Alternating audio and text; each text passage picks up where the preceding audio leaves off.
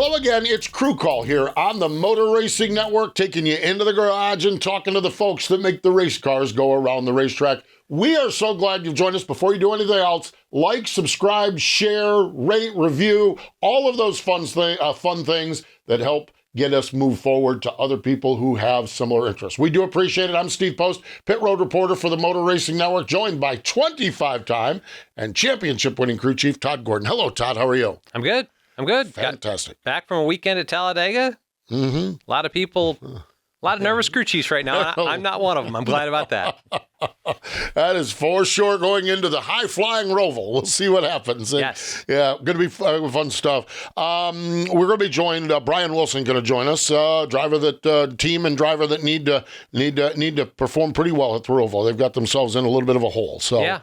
Unfortunately, they were the combination shot that started the biggest wreck I think we've seen at Talladega. But my gosh. Well, the combination shot went off the side of Ricky Stenhouse Jr. Yes. And when I watched the rest of that race, it looked like a donut. It was not a donut in the side of the car. It was a divot.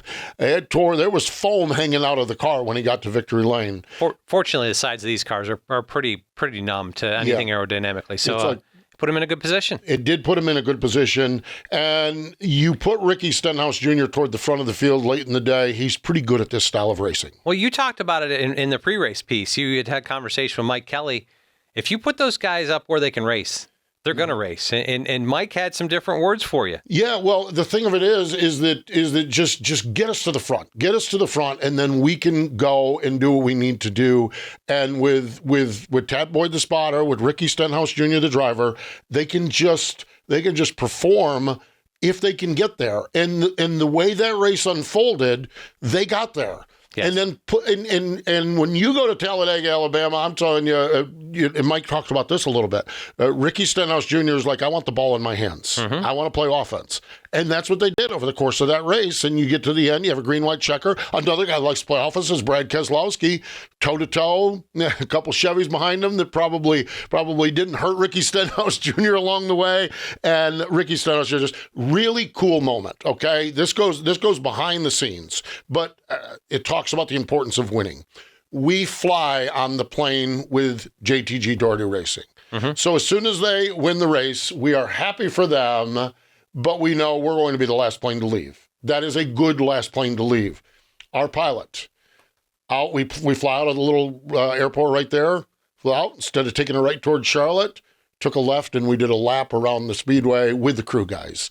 And every one of them's in the window taking pictures and videos of that. So winning is so special. It really, truly is. And it's so tough to do. Yeah. And great for Mike Kelly and that whole crew and Ricky Stenhouse Jr. getting the job done. Yeah, definitely for those guys. And then the other two, Friday and Saturday. Yeah, no doubt about it. When you look at it, Grant Enfinger and Jeff Stankwitz. First win for their new team. Wow. Not first win for those two because they've won together, but first one for this team. Yep. So and on to the championship. Yes.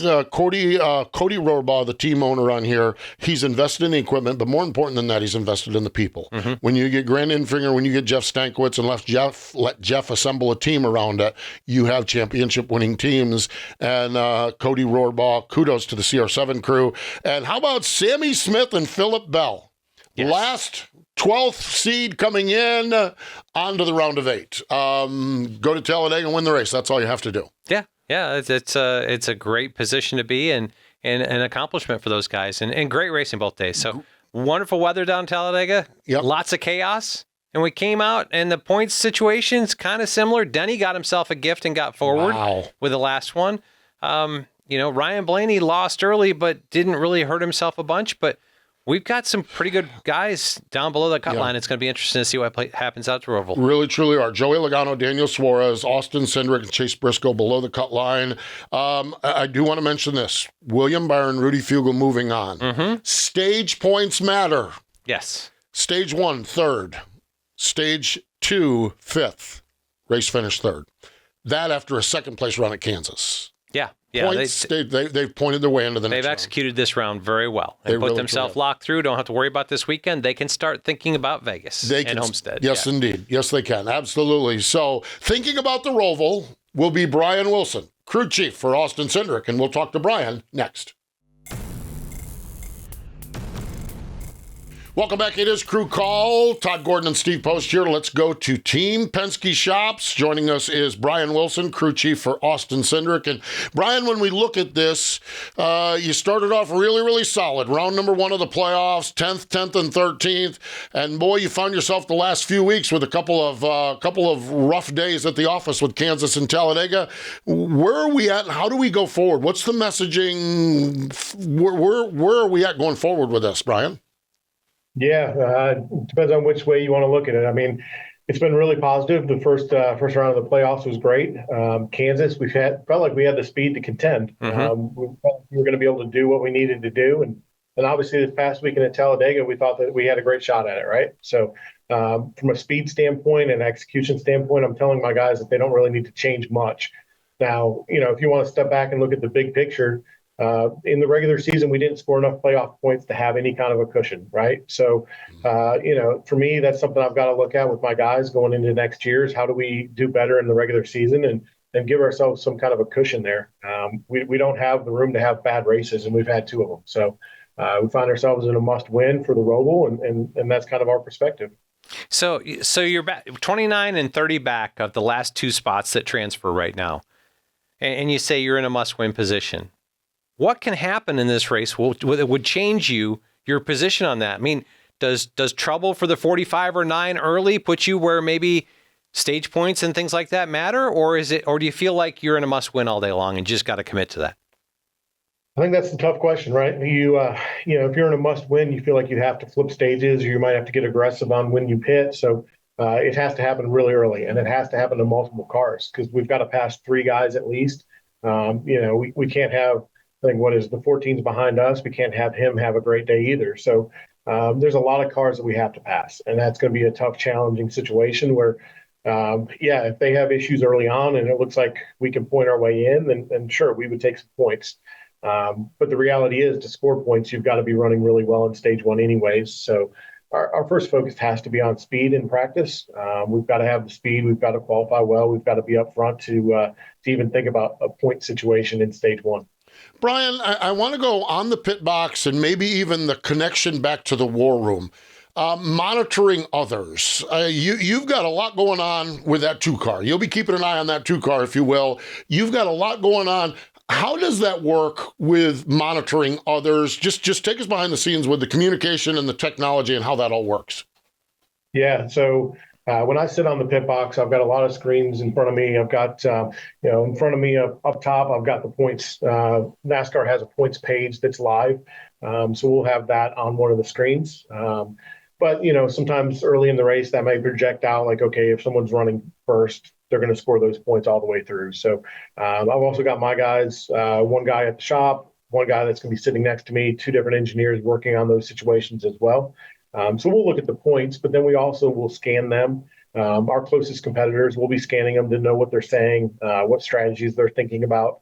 When it gets to this time of year in practice, a lot of times I boil it down to I'm just looking at the lap times versus the guys that I care about. So just the playoff cars, just the guys that I'm racing, what's their speed look like? So after practice, I'm going to be looking at, can we even run, are we better than them? Are they going to have a good day? Kind of forecasting out what they look like.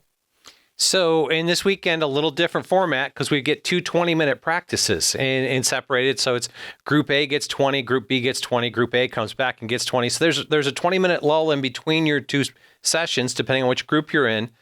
How does that change up what you do this weekend, and what does that afford you for opportunities? Yeah, that's a lot of what I was just talking about with my engineers is how we're going to play that. You still have a limited number of things you can change between practices, but there are things you can try as far as front bar, rear bar, some toe settings, some pressures. You've got an extra set of tires, which is nice. So, I feel like you want to roll out as close as you can. First practice, you got to make sure you get a read on where you're at, but we'll probably try something in that first practice. And then you really want to be dialed in and be close enough to make a long run in the second practice. I think the long run speed is going to really dictate whether or not you can call a strategy. Watkins Glen, we saw guys 2-stop it, right? So can you 2-stop it? Do you 3-stop it and flip stages? What does your long run look like? Where are you at as far as that goes? So I think those are the things I'm looking at. Brian, this reconfiguration of the Roval. We've heard, of course, we know there's a new hairpin. We've heard drivers say you're going to have the sensation of getting air and you might actually get air. As you formulate a plan to go into these practice sessions, knowing there's not a lot you can change with the car, where do you get all this information? How does all of that work so you guys have a baseline starting point? Yeah, so it's a great question. Another thing we talked about just a second ago is, it seems like there's, obviously you've got the ramp and you've got the jump, if you want to call it that. How real is that, right? You've got some bounce and some bumps that, how real is it? We didn't necessarily have those issues last year. So, we're going to the simulator this afternoon. We've got a track scan. That's really the only information we have on it. But you always question how real is it. So we're going to have things, in place that if it really is an issue, how do you adjust for it? That's a lot of what we're going to work on this afternoon is, from a shock setting standpoint, from a height standpoint, is there something that you can do to try to help yourself through the bumps? If you are really crash landing, how do you kind of calm that down? Which it's not that dissimilar from, how do you take the curbs? So it's something that we always work on at road courses. How well do you take the curbs? I've got to believe that if there is a jump, it's going to be less than ramping off a curb. You think about Watkins Glen, you think about the chicanes that we have at the Roval. So I think it's a lot of the same conversation around that. And there's some discussion about the visuals and being blind cresting this hill, and the driver having to. I would assume driver has to pick up visuals of grandstand positions as they crest this. Your thoughts? Yeah, I mean, I think that's a lot of what we're talking about. And, it sets you up for, turn 6. There's a lot of questions on how do you run turn 6? Is it an actual corner that you have to be worried about handling, or is it a corner that's setting you up for the line you want to take into turn 7, the hairpin? How much is 7 a passing zone, and where do you want to line yourself up for that? So, if you're blind going over the crest and then setting yourself up for 6, which if 6 or 7 is a passing zone, it's going to be really critical to kind of know where you want to be, where you're landing, where you're kind of coming back into the visual of seeing 6 and 7. So I think it's going to be really critical to know that, and hopefully our sim is accurate. And 7 now is a hairpin, which is the continuation of what was turn 8. You're exiting onto the, I'll call it oval 1. You're exiting onto that much slower than we did in the past. That'll change up some things in just how the bank turns of the oval 1 and 2 and the backstretch work out, won't they? Yeah, for sure. I mean, that the backstretch chicane is going to be a passing zone, so you've got to get a run. You got to be able to try to make some passes there. So it's all going to come down to how well you put the power down out of the new hairpin. So you've got to make sure you get through there well. How you exit, how you transition up onto the banking, how well you're putting the power down through all of that's really going to be a question. I can see it changing throughout the race as it takes rubber. I think everyone's going to be learning throughout practice what that's going to look like. I would dare say you've got to be happy you're going to this challenge with Austin Cindric. Can you just talk a little bit about his work ethic and his road course skills and how they'll come into play and benefit you guys this week? Yeah, absolutely. I mean, he's obviously got a huge background. I feel like as a company, we haven't been as strong with this car at road courses. Obviously, back in the day, a lot of Todd's work. We were really strong at Penske with the road course cars. So we're trying to get back to that point. We know that Austin has the ability to do it. But going to a track that's reconfigured, he learns really quick. He studies. It's interesting. He'll pull some references and he'll be like, this corner kind of reminds me of this or that. And I'm like, well, I've never been to that track. Tell me what that means, right? So, he pulls a lot of his knowledge. He relates to things really, really well. And he adapts really quickly. So I would expect that first practice, he should have a really good read on it and be able to guide us for that second practice. With your teammate Joey Logano being below the cut line with you, what kind of challenges I know you guys work, obviously I've been there, so yeah, sure. I know how well you all work as one team that's got 3 cars, and I think share as well as anybody, but with 2 of you below the cut line, how does that change anything? I mean, we've been competing with them all year, and that's part of what's beautiful about being a Team Penske is we compete, but we share, and we try to do it all together. Paul's been in my office twice this morning asking me, hey, what do you think about cambers? And what do you think about rear springs? What do you think about this and that? And I can go to him with the same questions, and I'm going to know all week long what they're working on. They're going to be in the simulator after us. They'll know exactly what we worked on at the sim. They may continue down that path or they may not, but I'll have all their notes as well. We'll have multiple meetings this week to talk about where we're going to be, and we'll know exactly what they've got. My final question for you, Brian, is I had a conversation with a fellow crew chief in the garage, and this was related to Talladega, but it's also related to what you just talked about. He said the Penske cars are always fast. Penske drivers are aggressive. Again, more related to Talladega, but he said the one thing the Penske drivers are is selfless. They are selfless with that style of racing. And he said, we all talk about that, but it's so tough to achieve. How tough is that to maintain that up there, knowing that every one of you have to be selfless to some degree? Man, it's tough. It's, honestly, it's probably a decade worth of conversations. We've been talking about how to race at speedways. How do you engage each other when you're competing? The number one goal is to win the race. And there are hard conversations if that does not happen. And I think it comes down to just those conversations and holding each other accountable. We're going to have a meeting this afternoon to review how we raced this past weekend and see if there's ways we can do it better. I think end of the day, we talk about situations as in, hey, whoever's first, whoever's second, whoever's third, fourth, whatever the scenario is, how do you engage that scenario?